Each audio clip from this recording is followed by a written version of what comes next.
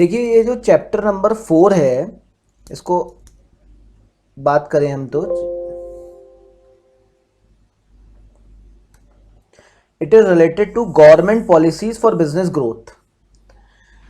कोई भी बिजनेस अगर आपको ग्रो करना है तो उसमें गवर्नमेंट पॉलिसी का बहुत बड़ा रोल होता है।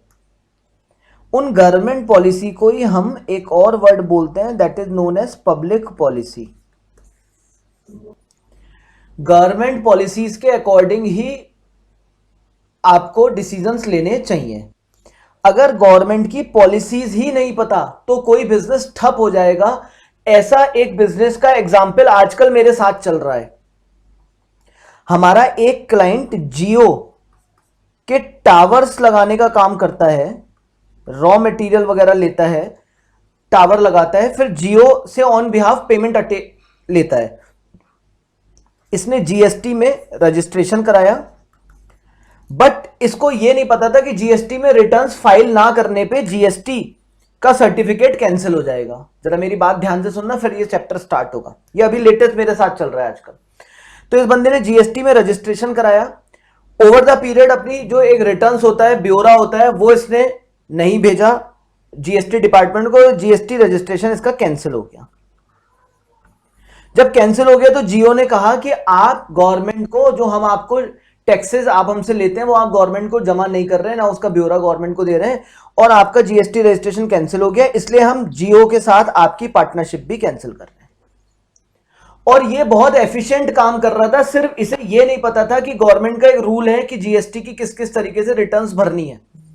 भाई जो भी लोग, आप मेरी बात समझिए ना, जो भी लोग बिजनेसमैन है उन्हें इस सब टैक्सेस की, गवर्नमेंट पॉलिसीज का आइडिया है नहीं, और गवर्नमेंट ने इसका जीएसटी का रजिस्ट्रेशन कैंसिल करा, जियो ने इसके साथ आज की डेट में कैंसिल कर दिया इसके साथ एग्रीमेंट कि आप गवर्नमेंट के फाइलर्स नहीं है, गवर्नमेंट ने आपको ब्लैकलिस्ट कर दिया। ये अब हमारे पास भागा भागा आ रहा है। तो अल्टीमेटली क्या ये अपना बिजनेस इनएफिशिएंट कर रहा था? क्या ये बिजनेस का जानकार नहीं था? किस वजह से इसका बिजनेस बंद हुआ? गवर्नमेंट पॉलिसीज की वजह से। क्योंकि इसे ये आइडिया ही नहीं था कि गवर्नमेंट पॉलिसी को ध्यान में रख के धंधा किया जाता है। बताइए मेरा, अब मैं एक और एग्जांपल देता हूं। हम एक आज की डेट में आईआईटी की कोचिंग चलाते हैं रेजोनेंस के नाम से। I am one of the director there.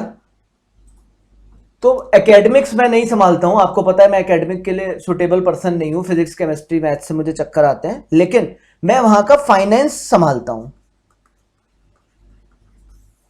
वहां पे अभी एक इनकम टैक्स की टीम आई थी 3 दिन पहले, और उन्होंने कहा, अलोंग विद जीएसटी की टीम आई थी, और उन्होंने कहा, क्योंकि नए वेंचर सेटअप होते हैं आईआईटी वाईआईटी में, तो गवर्नमेंट को ये पता होता है कि यहां गवर्नमेंट पॉलिसीज फॉलो नहीं हो रही होंगी, तो उन्होंने, इनकम टैक्स वालों ने कहा कि कुछ पेमेंट्स ऐसे होते हैं जिन पे टैक्स हाथों हाथ इनकम टैक्स काट के जमा कराना होता है, that is known as TDS. कोई अखबारों के ऐड हैं, कुछ सर्टेन चीजें होती हैं जिनमें हमें, जब हम पेमेंट करते हैं तो उसका इनकम टैक्स का कंपोनेंट काट के उसे जमा कराते हैं, और जीएसटी तो हम कलेक्ट करके जमा कराना ही चाहिए। तो ये जब दोनों टीमें आई तो इन्होंने कहा फटाफट टीडीएस और जीएसटी की चीजें दिखाइए, अदरवाइज हम आज यहां सील कर देंगे। क्या लगता है आपको, हमने ये कंप्लायंस किया हुआ होगा या नहीं किया होगा? आप चाहे समझ ना पाए ज्यादा कंप्लायंस है, समझ लीजिए इनकम टैक्स जीएसटी की कुछ कंप्लायंसेस थी, की हुई होंगी या नहीं? बीइंग आईआईटी कोचिंग क्या हुआ होगा सर? क्यों किया हुआ होगा? बिकॉज वहां एक शख्स, कौन है, चार्टर्ड अकाउंटेंट, जिसे पब्लिक पॉलिसीज का आइडिया था, और वो टीम बैरंग लौट गई। क्या हमारा बिजनेस इस वजह से स्मूथ चल पाया? और अगर हमने ये पॉलिसीज की जानकारी ना रखी होती, गलती की होती, तो क्या मेरा बिजनेस, मैं, टीचर मेरे बहुत अच्छे हैं, आईआईटी कोटा से आए हुए हैं, पढ़ा रहे हैं, स्टाफ बहुत अच्छा है, सब कुछ बहुत अच्छा है, क्या चल पाता ये, या दिक्कत आती अगर मैं इनकम टैक्स जीएसटी कंप्लायंस नहीं किया होता? दिक्कत आती, नहीं चल पाता। नहीं चल पाता ना। तो अब आप बताइए, क्या हम अपने बिजनेस में शातिर होना ही बहुत जरूरी है, या हमें गवर्नमेंट पॉलिसीज का भी आइडिया होना चाहिए? बस भाई, मैंने जो रेलिवेंस क्रिएट करना था वो कर दिया इस चैप्टर का। बोलो, अब मैं शुरू करूं? तो कहते हैं गवर्नमेंट की पॉलिसी बहुत जरूरी है बिजनेस की ग्रोथ के लिए। आपने अभी बीच में देखे थे एयरटेल, वोडाफोन, जियो, इन पे बहुत बहुत बड़े बड़े जुर्माने लगे थे। एयरटेल और वोडाफोन तो खत्म होने के कगार पे आ गए थे, 2-2, 4-4 हजार करोड़ का इन्हें लाइसेंस का फीस देना था। एक्चुअली में क्या था, गवर्नमेंट जब 2G 3G 4G के लाइसेंसेस देती है तो वो कहती है 10 साल के लिए हम आपको लाइसेंस दे रहे हैं जिसकी आपको एक फीस देनी पड़ेगी।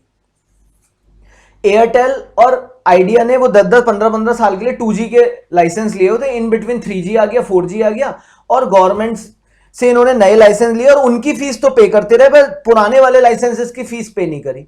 और गवर्नमेंट ने अचानक बकाया निकाल दिया 4,000 करोड़, 5,000 करोड़ या 30,000 करोड़, 20,000 करोड़, ऐसा बकाया निकाल दिया। और ये केस अभी चल रहा है। और अगर ये पैसा ये देने में नाकाम हो गए तो क्या होगा? गवर्नमेंट क्या करेगी? इनके बिजनेस का सीज कर देगी, इनका बिजनेस बंद कर दे। तो ये अपनी जगह तो सब कुछ सही कर रहे हैं, पर गवर्नमेंट की पॉलिसीज का जानकारी ना होने की वजह से कि भैया अगर हम लाइसेंस अपग्रेड करा रहे हैं, 3G 4G ले रहे हैं, तो जो पुराने का हम कमिटमेंट कर चुके हैं उसके लिए भी हमें एक्शन लेना चाहिए, वरना हमें पॉलिसीज के तहत देना पड़ेगा। तो ऐसे बहुत सारे बिजनेस हैं जो गवर्नमेंट की नॉन कंप्लायंस के कारण खत्म हो जाते हैं। अब मैं स्टार्ट कर रहा हूं। अब आप बताइए, क्या BC के बिजनेस एंड कमर्शियल नॉलेज में किसी भी बिजनेसमैन को, किसी भी एंटरप्रेन्योर को क्या ये नॉलेज होना चाहिए कि what are the government policy present existed in relation to his business? पता होनी चाहिए, नहीं होनी चाहिए? जी sir. Yes sir. Chapter number 4 समझ में आया, जो मैंने इतनी स्टोरी सुनाई, और ये मैंने सारे सच्चे किस्से सुनाए हैं। मेरे यहां भी टीम आई थी, वो बात अलग है कि उन्हें, अब सच्चा इसमें यह है कि उन्हें यह पता लगा अरे गौरव जी आप हैं, तो उन्होंने ज्यादा ये चीजें चेक ही नहीं करी, पर मैंने कंप्लायंस करा हुआ था, और ये मेरे एक क्लाइंट के साथ हैपेंड हो गया। नाउ इस चैप्टर को स्टडी करने के बाद सर हम क्या कम कर पाएंगे? You will be able to, आप क्या एबल हो पाएंगे कि गवर्नमेंट पॉलिसी का कितना इंफ्लुएंस होता है किसी भी बिजनेस में। गवर्नमेंट पॉलिसी के इंपैक्ट, उनका स्कोप कितना है, वो सब आप समझ पाएंगे। इंडिपेंडेंस, सिंस इंडिपेंडेंस से गवर्नमेंट ने क्या क्या पॉलिसीज बनाई वो भी आपको पता लगेंगी। जैसे जैसे हमारा देश ग्रोथ हुआ, मेजर गवर्नमेंट ने क्या क्या चीजें चेंज करी हैं। लिबरलाइजेशन, ग्लोबलाइजेशन, प्राइवेटाइजेशन, ये 3 बातें भी पढ़ेंगे। ठीक है, तो ये कुछ चीजें जो हम इस चैप्टर को पढ़ने के बाद समझ पाएंगे। ये एक इंट्रोडक्टरी, एक इन्होंने एक चीज बताई है। इन्होंने कहा एक रमन है, पहले मैं आपको बता दूं क्या लिख रहा है ICI, क्योंकि ये बात पढ़ने के बाद समझ में नहीं आती यूजुअली। तो एक रमन है और एक अली है। रमन टेक्नोलॉजी में बहुत स्मार्ट है और अली फाइनेंस में बहुत एक्सपर्ट है। ये दोनों एक पार्टनरशिप करते हैं, ऐसा कुछ एग्जाम्पल दिया है इन्होंने, और पार्टनरशिप करके एक टेक्नोलॉजी कंपनी बनाते हैं। What do you think? Ali का कोई रोल है इसमें या नहीं है? सर इस बिजनेस को जिंदा रखने के लिए रमन की मेहनत की जरूरत है, अली की भी जरूरत है? सर दोनों की। ये दोनों पार्टनरशिप करते हैं और सारी कंप्लायंसेस अली बेहतर तरीके से करता है। GST का कंप्लायंस, इंटेलेक्चुअल प्रॉपर्टीज के कंप्लायंस, पेटेंट लॉज, गवर्नमेंट की गवर्नेंस के सारे रिलेटेड कॉर्पोरेट इश्यूज, GST, सारी चीजें ये पूरी करता है। और रमन टेक्नोलॉजी को बेस्ट टू बेस्ट बनाता है। इसके बाद ये कंपनी वेंचर कैपिटलिस्ट के पास जाते हैं। वेंचर कैपिटलिस्ट समझते हैं आप कौन होता है? वेंचर कैपिटलिस्ट होता है जो पूंजी लगाता है उन बिजनेसेस में जिन बिजनेस में उसे दिमाग नहीं लगाना। मतलब ब्रेन आपके पास है, आइडिया आपके पास है, पूंजी की कमी आपके पास है, मैं वेंचर कैपिटलिस्ट बन जाऊंगा। तो इससे क्या होगा? पैसा मेरा, दिमाग आपका, तो मैं कहलाऊंगा venture capitalist, right? Venture capitalist पैसा, ऐसे प्रोजेक्ट ढूंढते हैं जो जल्दी ग्रो हो जाएंगे उनका पैसा लगने के बाद, और वो अच्छा मोटा मुनाफा कमाते हैं। वेंचर कैपिटल, ये वेंचर कैपिटलिस्ट के पास जाते हैं। बताइए क्या इनके बिजनेस को, जो छोटा सा बिजनेस है, क्या उसे वेंचर कैपिटलिस्ट फाइनेंस करके बड़ा बिजनेस बना देगा या नहीं? बना देगा सर। अच्छा, अगर ये रमन टेक्नोलॉजी में बहुत स्मार्ट होता, 3 साल पुरानी कंपनी होती, पर इनकी रिटर्न्स नहीं गई होती, इनकम टैक्स में नॉन कंप्लायंसेस होते, इनके पास कोई पेटेंट कॉपीराइट नहीं होता, यानी कि इनका प्रोडक्ट सुनने के बाद ये मिस्टर ए के पास गए, उसे कहा आप मेरे वेंचर कैपिटलिस्ट बन जाओ, ए ने इनका ही आइडिया चोरी करके अपनी कंपनी खड़ी कर ली क्योंकि इनके पास पेटेंट नहीं था। पेटेंट होने पे कोई आपका आइडिया चोरी नहीं कर सकता, उसे लेना पड़ेगा। ये सारी जानकारी अली को थी, अली ने ये सब काम किया हुआ था। अब बताओ क्या ये ए के पास जाएंगे तो ए इनका आइडिया चोरी करके अपनी कंपनी बना सकता है, या उसे इन्हीं की कंपनी में पैसा लगाना पड़ेगा? इनके पास पेटेंट वगैरह सब है, सर बना सकता है सर। इन्हीं की कंपनी में पैसा लगाएगा बिकॉज इनके पास पेटेंट्स हैं। यानी किसी को इनका आइडिया यूज करना होगा तो उससे उसे इनसे परमिशन लेनी पड़ेगी। तो अब इन्हें वेंचर कैपिटलिस्ट मिल जाएगा, हजारों करोड़ इनकी कंपनी में आ जाएगा, ग्रोथ होगा नहीं होगा? अन अकेडमी इसका एग्जाम्पल है, अन अकेडमी भी इसी तरीके से पैसा आया है। सारी चीजों में पैसा आने से पहले जरूरी होता है कि आप गवर्नमेंट की पॉलिसीज को देखते हुए कितना कंप्लायंस करेंगे। तो ये एक पहला पैराग्राफ जरा देखते हैं फटाफट। रमन कंप्यूटर साइंस ग्रेजुएट था, इसने ऐप डेवलप करी ब्लाइंड स्टूडेंट्स के लिए। अली इसका फ्रेंड था जो सीए में रैंक होल्डर था। Ali had 3 offers from 2 big audit firms for consulting company. Raman understands technology but he does not know finance, law and government policy. On the other hand, Ali has no exposure of technology but he understands patent law, IPR, GST formalities, financial reporting, corporate governance. Ali understands the commercial possibility of Raman's innovation. They form a team to pitch for arranging funds from venture capitalists. क्या हुआ होगा इस story में? मिला होगा नहीं venture capitalist या नहीं? मिला होगा और इनका बिजनेस दिन दूनी रात चौगनी तरक्की करेगा। बोलिए, इज इट क्लियर? जी सर। Yes sir. जी सर। अब आप देखिए कितना इंपॉर्टेंट होता है। बांग्लादेश में ये एक एग्जांपल दिए, पहले मैं आपको सिर्फ ये बता रहा हूं स्टडी क्या लिखना चाह रही है। अब पहला पैराग्राफ अगर मैं तुम्हें पहले पढ़ा देता तो तुम्हें समझ नहीं आता, ये यहीं खत्म कर दी इन्होंने स्टोरी। मैंने इस स्टोरी को ऐसे समझाया, मुझे लगता है आपको समझ में आया होगा कि क्या है ये। अब जरा सुनिए, बांग्लादेश गवर्नमेंट ने एक पॉलिसी बनाई कि हमारे यहां आप सेकंड हैंड कार इंपोर्ट करके बेच सकते हैं। इंडिया कहता है कि हमारे यहां कार अगर किसी को बेचनी है तो 2 ही तरीके हैं, या तो होली ओन सब्सिडरी बनाए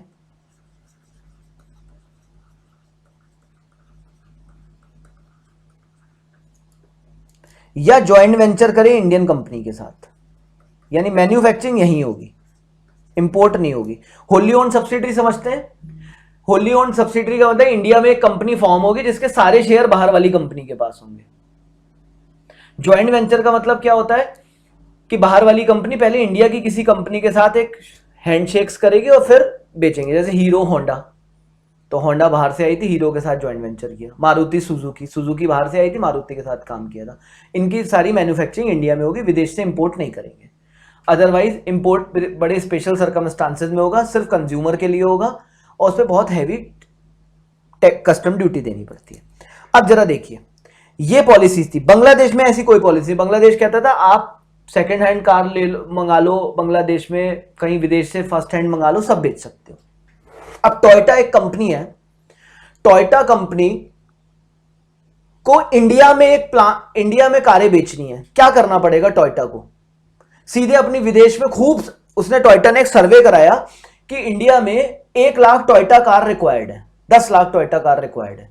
तो वो क्या करे, टोयोटा विदेश में अपने प्लांट में फटाफट 10 लाख कारें बनाए, बोले अब, और इंडिया में मार्केटिंग शुरू करे और फिर विदेश से 10 लाख यहां बेच दे। बताइए होगा ऐसा या नहीं? No sir. मेरी बात समझो, टोयोटा कंपनी मैं मालिक हूं, मैंने इंडिया में सर्वे कराया 10 लाख टोयोटा की रिक्वायर्ड है, मैं विदेश में बैठा हूं, मैंने 10 लाख गाड़ियां यहां बनवा ली, इंडियन लोगों से पैसा भी ले लिया, उन कार की बुकिंग भी ले ली। अब मैं विदेश में बनी 10 लाख गाड़ियां इंडिया भेज सकता हूं या नहीं भेज सकता हूं? बेच के लिए सारी बुकिंग्स मेरे पास हैं। बताइए सर कस्टम ड्यूटी ज्यादा लगेगी। अरे कस्टम ड्यूटी यार, बताइए, मैंने अभी बताया कस्टम ड्यूटी सिर्फ पर्सनल उसके लिए बेचा जा सकता है, इंडिया की पॉलिसी नहीं है। सिर्फ पर्सनल मुझे कोई गाड़ी लेनी होगी तो मैं बेच कर सकता हूं। हाँ बताइए, अब बताइए, इन्होंने सुना या नहीं बताया? टोयोटा क्या ऐसा कर सकती है? 10 लाख गाड़ियां हैं, दे पाएगी या नहीं दे पाएगी? No sir. नहीं दे पाएगी। वो टोयोटा से गलती क्या हो गई, उसने गवर्नमेंट की पॉलिसी नहीं पढ़ी। गवर्नमेंट की पॉलिसी थी कि इंडिया में अगर आपको काम करना है तो या तो यहाँ एक सब्सिडरी कंपनी बनाए, यहाँ प्लांट लगाएं, उसके थ्रू बेचें, या इंडिया की किसी कंपनी के साथ वेंचर करें। इंडिया ने, इसलिए टोयोटा यहां पे जो काम करती है, टोयोटा ने टाई अप किया हुआ है यहाँ पे और उसके थ्रू टोयोटा माल बेचती है और यहीं पे प्लांट्स में माल बनता है। मारुति ने भी इसी तरीके से किया हुआ है। अब बांग्लादेश में टोयोटा क्या करेगी? बांग्लादेश में भी किसी कंपनी के साथ जॉइंट वेंचर करेगी, होली ओन सब्सिडी करेगी, वहां डायरेक्टली भेज देगी गाड़ियां और भेज देगी। तो टोयोटा जैसी बड़ी कंपनी को अपनी क्वालिटी प्रोडक्शन के अलावा भी क्या गवर्नमेंट पॉलिसीज को ध्यान रखना है अपनी वर्किंग चलाने के लिए, बिजनेस ग्रोथ के लिए, या नहीं? तो इस बात पे देखिए, बांग्लादेश में state policy import of second hand foreign car allowed है। Toyota steers this policy to its favour और सेकंड हैंड टोयोटा ने कार खूब बेच दी, रिफर्बिश्ड कार उन्होंने खूब बेच दी, ठीक है। लेकिन ऑन द कॉन्ट्रेरी इंडिया में गवर्नमेंट की पॉलिसी नहीं है कि no foreign car manufacturer allowed to sell imported car. कोई भी विदेश से मैन्युफैक्चर्ड कार यहां पे आके नहीं बिक सकती। They need to form wholly owned Indian subsidiary या ज्वाइंट वेंचर। तो अब टोयोटा को क्या करना पड़ेगा? या तो यहाँ एक होली ओन्ड सब्सिडी एक कंपनी इंडिया में बनाए, उसके 100% शेयर वहां से ले और इंडिया में नए नए प्लांट्स रखे और फिर वहां पे टोयोटा बनाए। दूसरा ऑप्शन क्या है? यहां किसी कंपनी के जिसके जो बना रही है कार वगैरह उनके साथ टाई अप कर ले और उनके साथ अपना टेक्नोलॉजी शेयर करके अपने नाम से माल भेज दे। तो टोयोटा ने यहां ज्वाइंट वेंचर करा किर्लोस्कर मोटर्स के साथ। ये क्वेश्चन आ सकता है, यहां से क्वेश्चन आ सकता है कि इंडिया में क्या सेकंड हैंड कार बेचना है अलाउड है या नहीं। इतनी बातें समझ में आ गई या नहीं? Yes, sir. जी सर। तो टोयोटा कार बनाने के साथ साथ पॉलिसीज भी देख रही है। एक और एग्जांपल देखें, वोल्वो।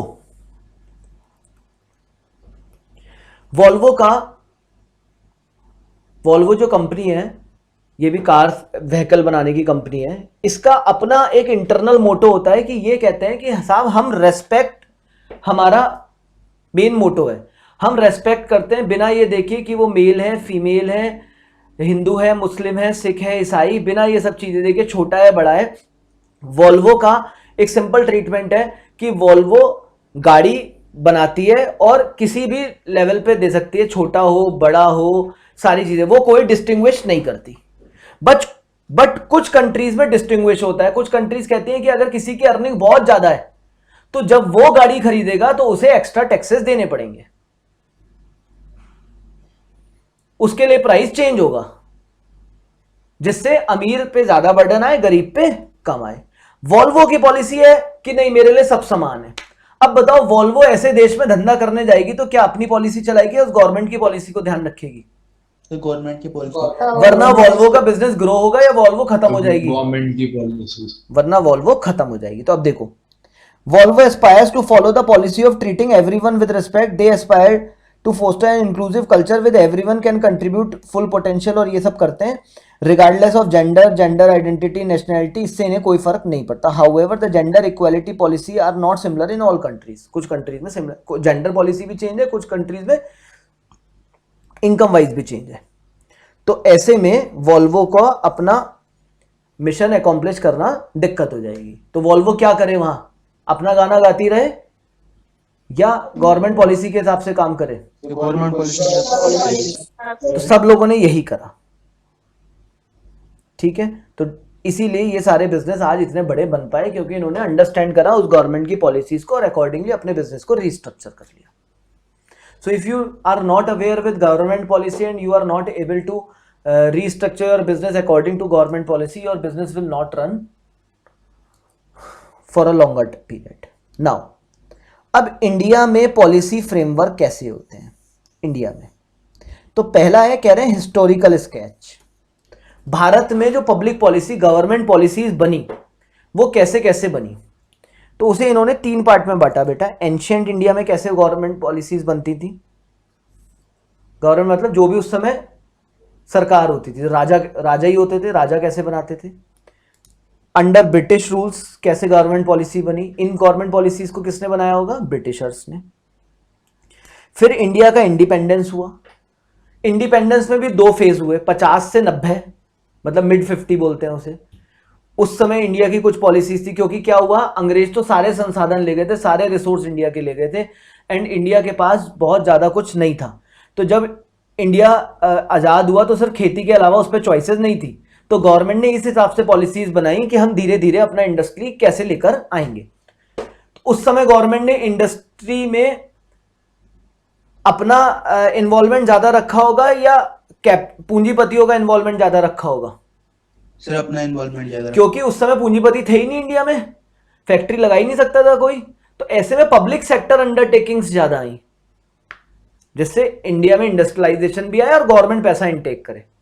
बट 1990 तक आते आते 1991 में फिर एक पॉलिसी आ गई, एलपीजी, लिबरलाइजेशन, प्राइवेटाइजेशन, ग्लोबलाइजेशन। उसे कौन लेके आया था इस पॉलिसी को? मनमोहन। एमएमएस। ठीक है, एमएमएस समझ गए? डॉक्टर मनमोहन सिंह। हाँ, Dr. Manmohan. मनमोहन सिंह। ये उस समय दी दैन फाइनेंस मिनिस्टर थे, बहुत पॉपुलैरिटी इन्होंने अचीव करी थी। तो ये सारी कहानी। तो अब मुझे आपको ये बताना पड़ेगा किस तरीके से इंडिया में पॉलिसी फ्रेमवर्क हुआ। आज की डेट में हम 1991 की एलपीजी पॉलिसीज के तहत ही चलते हैं, बट पहले कैसे कैसे पॉलिसीज बनी ये भी अंडरस्टैंड करना पड़ेगा। बोलो यहां तक कोई दिक्कत? No sir. तो अब थोड़ा थोड़ा ज्ञान ले लीजिए, क्योंकि ऑब्जेक्टिव क्वेश्चन है, कहीं से भी आ सकता है। सबसे पहले इन्होंने बताया कि यहां पर चंद्रगुप्त मौर्य के टाइम में, यानी ये राजा थे, इस समय चाणक्य ने पब्लिक पॉलिसीज बनाई थी और उन्होंने एक बुक लिखी थी अर्थशास्त्र। अब मान लो एग्जाम में आ गया अर्थशास्त्र किसने लिखी, तो आप कहेंगे ये क्वेश्चन कहां से आ गया, अगर जिन बच्चों ने इंट्रोडक्टरी नहीं पढ़ा होगा, ठीक है, या चाणक्य ने अर्थशास्त्र किस राजा के उसमें लिखी होगी। अब आप कहेंगे इसका बीसीके से क्या मतलब, तो मतलब तो है, एक सेकेंड, ठीक है, तो ये अर्थशास्त्र आया यहां पे, और इसके बाद अर्थशास्त्र में इन्होंने कंसेप्चुअल फ्रेमवर्क और स्टेट क्राफ्ट पब्लिक पॉलिसी दी थी। इसके बाद अगर मैं अब आपको मेन बात बताऊं, अशोका के रूल में इनकी पॉलिसी थी पीस एंड हार्मोनी, शांति, इनकी पॉलिसीज में ये था, ठीक है। फिर गुप्ताज आए, मतलब मैं नहीं, पूर्वज जो गुप्ताज, इनकी पॉलिसी थी टैक्सेस, ट्रेड, वेलफेयर। फिर सुल्तान अलाउद्दीन खिलजी, खिलजी से कौन याद आ रहा है तुम्हें? अलाउद्दीन खिलजी, संजय दत्त। अबे ये संजय दत्त कब आया अलाउद्दीन के? अच्छा, उसमें मेन कौन है? हाँ आया था, रणवीर कपूर। रणवीर रणवीर सिंह अलाउद्दीन खिलजी, ठीक है, बजने दे धड़क धड़क, ठीक है। इनकी पॉलिसीज थी, टैक्स पॉलिसी इनकी स्ट्रिंजेंट थी। फिर अजीमो शान शहंशाह मिस्टर अकबर, इन्होंने लैंड रिफॉर्म्स इंट्रोड्यूस करे। को समझना पड़ेगा ना किसने क्या काम करा है, तो ये क्वेश्चन आ जाएगा यहां से। लैंड रिफॉर्म्स इंट्रोड्यूस करे इन्होंने, देखा क्या होता था, जो भी लैंड का मालिक होता था वो अपने लैंड पे काम करने के लिए भी उससे सरकार एक पैसा लेती थी, लैंड के मालिक से भी काम करने के लिए सरकार उससे एक पैसा लेती थी। तो अकबर ने इससे रिलेटेड पॉलिसीज इन्फॉर्म करी, और under the leadership of Todarmal. तो भाई ये याद कर लेना, अशोक की पॉलिसी कौन सी थी, अर्थशास्त्र किसने लिखा, और Alauddin Khilji stringent tax reforms लेकर आए थे, अकबर लैंड रिफॉर्म्स, समझ गए ना। तो टोडरमल किसके यहाँ पे काम करता था? अकबर के यहाँ। अब आपको लगेगा हिस्ट्री का पेपर है, ये ध्यान रखना, एंशिएंट इंडिया में ये लोगों ने पॉलिसीज फॉर्म करी। ब्रिटिश इंडिया में मेन पॉलिसीज होती थी लगान वसूलने की, 3 गुना लगान।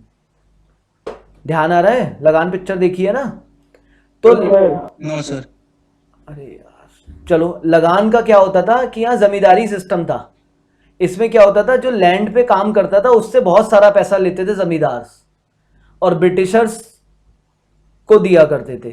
तो ये मैक्सिमम रेवेन्यू वही ले जाते थे जमींदार, जो ओनर ऑफ द लैंड होते थे, और जो उस पर काम करता था, काम करने वाले को थोड़ा सा पैसा मिलता था, सारा का सारा लगान के रूप में कि उनकी लैंड यूज करी जा रही है, जमींदारों को दिया जाता था। तो ये मेन पॉलिसीज थी ब्रिटिश रूल्स में। और फिर इंडिपेंडेंस के बाद 2 पॉलिसीज बनी, मिड 50s बोला जाता है, यानी 50 से 90 बोला जाता है, और एक बोला जाता है 1991 इंडस्ट्रियल पॉलिसी। ये 2 पॉलिसीज बनी। मिड 50 की जो पॉलिसीज थी, बच्चों में बता दूं इन पॉलिसीज का बेसिक फ्रेमवर्क क्या हुआ करता था। इसमें गवर्नमेंट ने देखा कि हमारा देश बिल्कुल गरीब है, यहाँ सिर्फ खेती खेती होती है, तो मेजर पोर्शन उन्होंने किस बात पे काम किया, एक चीज जब आया, ये मिड 50s में आया तो गवर्नमेंट ने देखा कि हमारा देश तो बहुत गरीब है, तो उन्होंने क्या, गवर्नमेंट ने क्या वर्किंग करी उस समय, सोशलिस्ट इकोनॉमी रखी, मिक्स्ड इकोनॉमी रखी। कुछ काम तो उन्होंने, देखो अगर सारी सोशलिस्ट इकोनॉमी कर लेते तो क्या होता, सारा काम कौन करता, गवर्नमेंट। लेकिन इस समय एग्रीकल्चर और छोटी मोटी दुकानें तो गवर्नमेंट ने किसको दे दी, प्राइवेट वालों को। तो इसलिए प्राइवेटाइजेशन भी था, यानी कैपिटलिस्ट लोग भी काम करते थे, और गवर्नमेंट ने मेजर इंडस्ट्री अपने पास रखी। तो इसे हम बोलते हैं मिक्स्ड इकोनॉमी, लेकिन डोमिनेंस किसका था, गवर्नमेंट सेक्टर। गवर्नमेंट यानी पब्लिक सेक्टर का।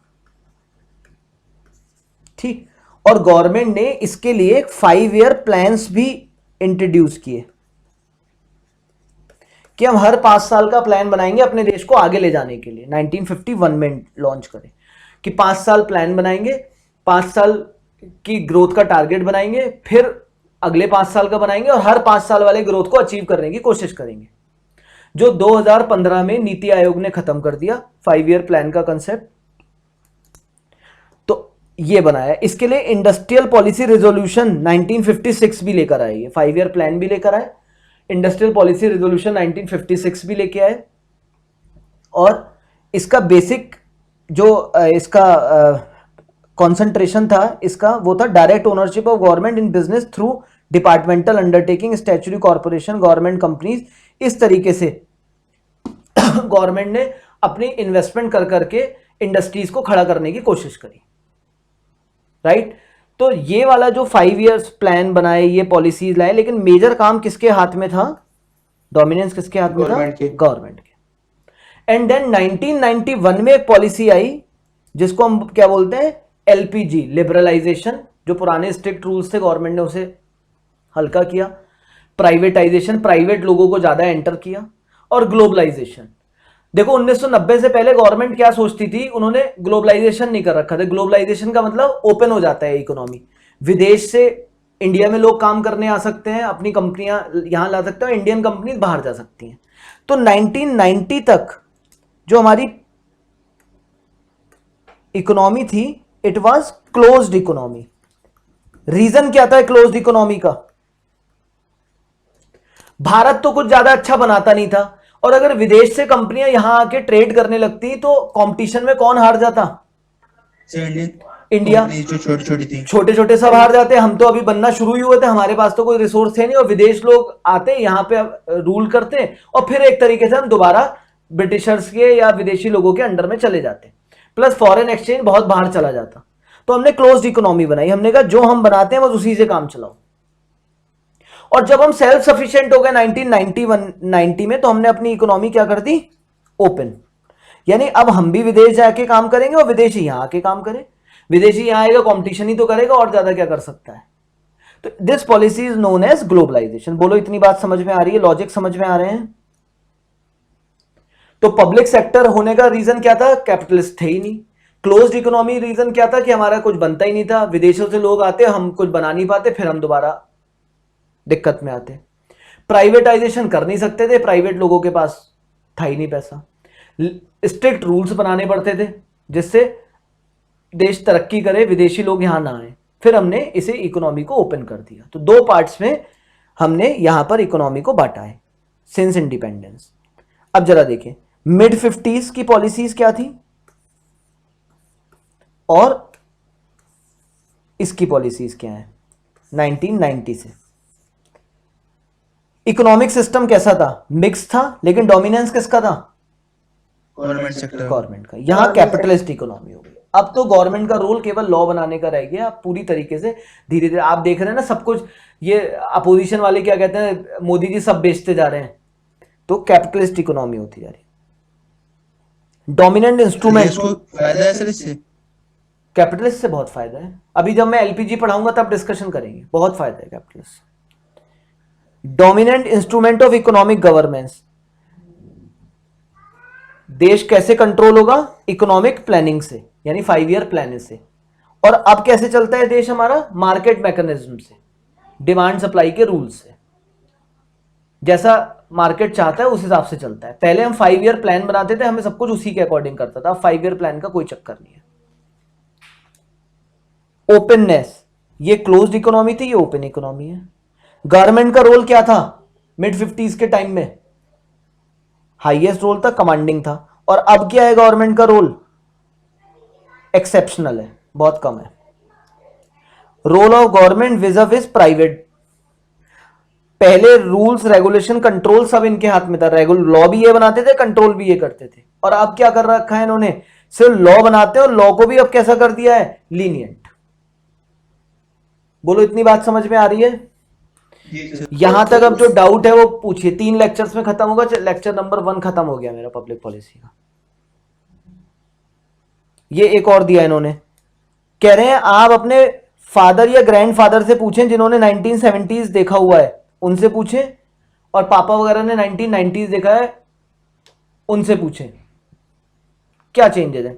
Cement and steel for house construction, ये कैसे रेट्स पर मिलता होगा? अगर मैं रेट्स की बात करूं, बहुत हाई रेट्स। नहीं, 1970s के टाइम में गवर्नमेंट के कंट्रोल में था। गवर्नमेंट के कंट्रोल में होते हैं तो रेट्स कैसे होते हैं? लो रेट्स थे। यहां पर क्या हो चुके हैं अब रेट्स? क्योंकि प्राइवेट आ गए, रेट्स हाई। ये तो हमेशा ही कंपैरिजन रहेगा। स्कूटर और कार अवेलेबल होती थी उस समय या नहीं? सर बहुत कमी से। हाँ, नॉट इजीली अवेलेबल। ये ऐसे ही दे रहा हूं, ये तो ओपिनियन है सबकी। 1990s के बाद अवेलेबल होने लगी। क्यों नहीं होती थी? गवर्नमेंट केवल कौन सी इंडस्ट्रीज को प्रमोट करना चाहती थी? जो एसेंशियल थी। लेकिन प्राइवेटाइजेशन होने के बाद गवर्नमेंट क्या कहती है कि मार्केट मैकेनिज्म, जो मार्केट चाहता है हम वो देंगे। फोन कनेक्शन इजीली अवेलेबल नहीं था, या इजीली अवेलेबल है। ईटिंग आउट्स, रेस्टोरेंट वगैरह सर कुछ नहीं थे। कुछ नहीं थे, अब होने लगे। गवर्नमेंट का फोकस केवल किस चीजों पर होता था? सिर्फ इंडस्ट्री, वो भी ऐसी इंडस्ट्री जो बहुत ज्यादा एसेंशियल है। हाँ एसेंशियल है। रिक्रिएशन के मोड्स उस समय क्या होते थे? गिल्ली डंडा, कंचे, ठीक है, मार्बल्स जिन्हें बोल सकते हैं। क्या उस समय वीडियो गेम्स होते थे? No sir. Online game, No, sir. PUBG? No, sir. अभी क्या हो गया? ये पबजी ये सब बकवास, ये सब भी अवेलेबल है। तो रिक्रिएशन मोड्स चेंज हो गए। तो ये तो एक जनरल है। इससे रिलेटेड सर क्या क्वेश्चन आएगा? कुछ भी नहीं, कभी भी नहीं। मैं सिर्फ समझाना चाहता हूँ पॉलिसीज धीरे धीरे कैसे बनी और क्या हुआ। यहां तक बात समझ में आ गई? Yes, sir. जी सर। मिलते हैं कल। और जो नया बच्चा है वो रुक जाए, बाकी लोग एग्जिट कर दें।